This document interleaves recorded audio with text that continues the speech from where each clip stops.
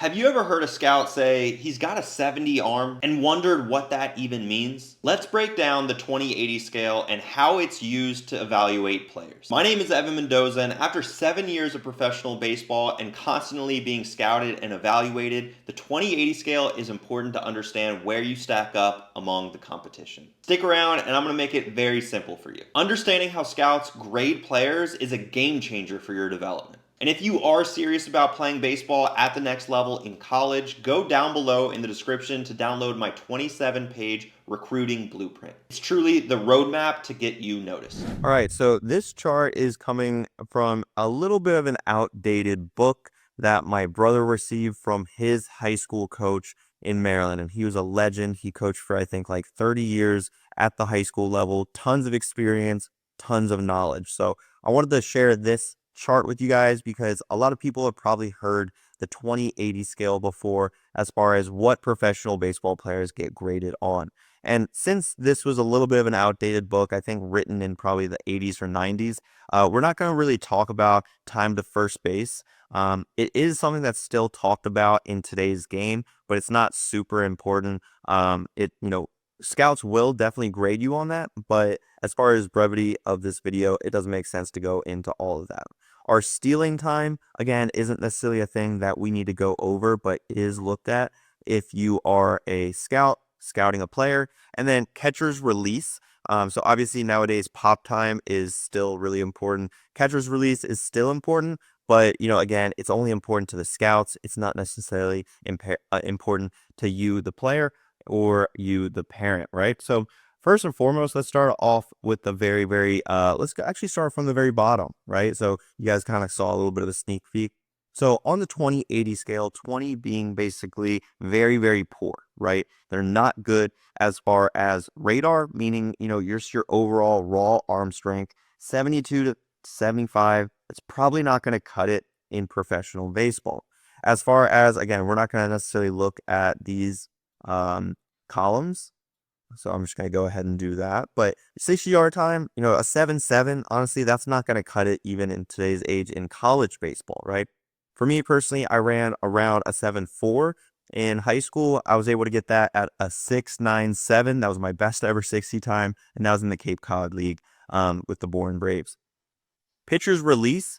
So this is going to be something really dedicated only for the pitchers. It's basically how quickly your slide step is, right? If there's a runner on first base, are you a guy that has to do a full leg kick to deliver the pitch? Because if so, that's probably not going to be the best thing because, runners are going to run all over you in that case. And then raw power, if you can only hit it like 275 feet, you're probably going to be a 20 on the 20/80 scale, all right? So that's obviously not good if you're trying to play pro ball. And of course, there's in between. So like you can definitely be graded a 25, and that's kind of like for those in between grades. But for a 30, it would be around like a 76 to an 80 mile an hour radar, a 7.5, 60, a 1.6 pitcher release, and around 300. Again, pitcher's release is a little bit more specific. It's not necessarily something that is totally looked at, but of course, from the scout's perspective, it is important.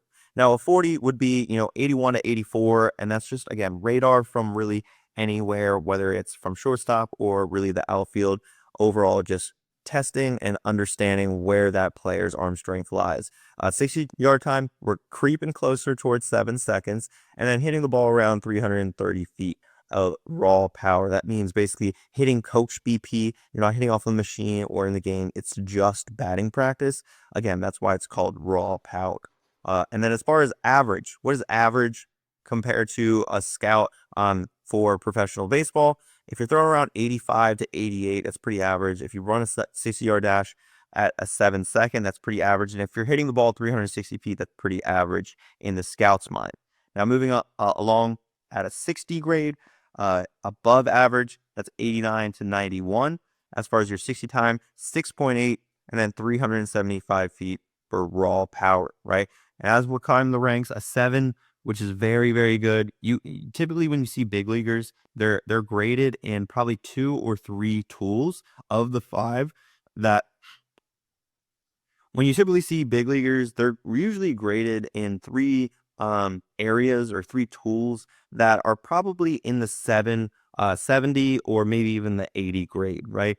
Sometimes there's going to be players that have like the 60 grade in the big leagues, and that's still, again, above average in the professional environment, right?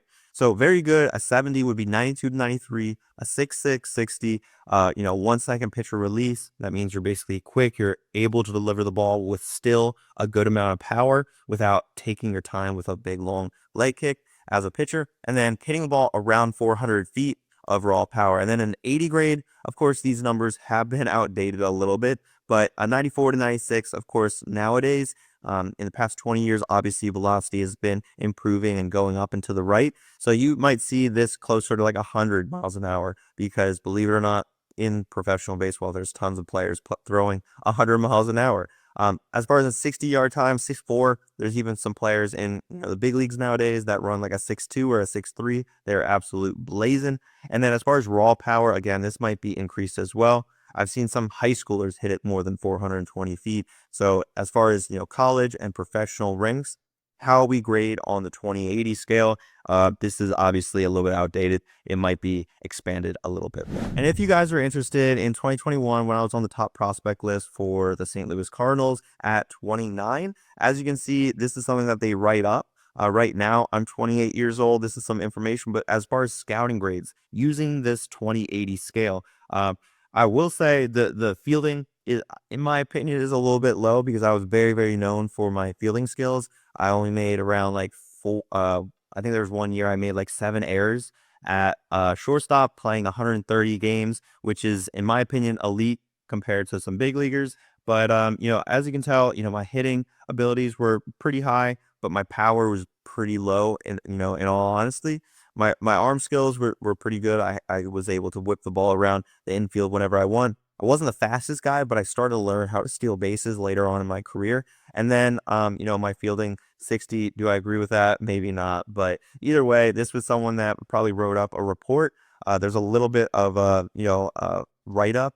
This is what professional scouts will do. Whether you're already in professional baseball, on the cusp of playing in the big leagues, or if you're in high school trying to play in college, trying to play in pro ball, professional scouts use the 2080 scale for all of those levels. So you guys, if you are interested, you can read up on that. I just did a quick little Google search, Evan Mendoza 2080 scale, and it's popped up. So hope this interests you, and hopefully this, gives you that clarity on the 2080 scale. Are you ready to play college baseball? You like this video and you want a personalized strategy moving forward in the high school baseball recruiting journey? Go down below in the description to book a call with me. I'd love to see if I could help with where you're currently at, where you're trying to go, and if there's a spot inside my academy.